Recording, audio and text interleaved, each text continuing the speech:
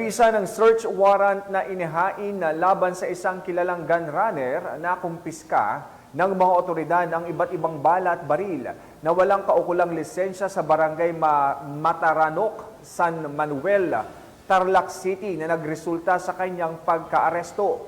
Magbabalita dyan si Pacho Woman Digna Jane Malubay.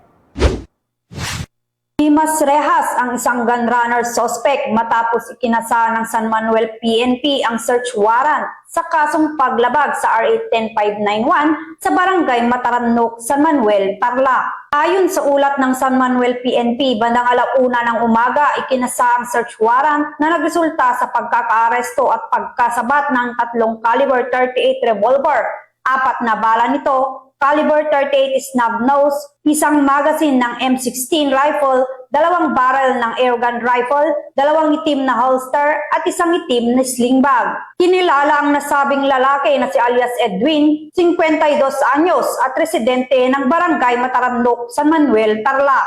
Nahaharap sa kasong paglabag sa RA 10591 o Comprehensive Firearms and Ammunition Regulation Act ang nasabing suspect.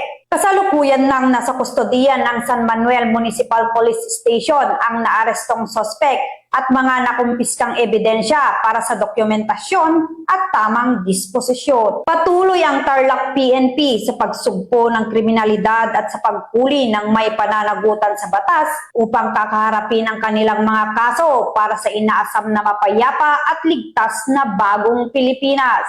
Mula dito sa Tarlac Police Provincial Office, ako ang inyong PNN correspondent, Patrol Woman Digna Jane Tenorio Malubay, alagad ng batas, tagataguyod ng Balitang Pulis.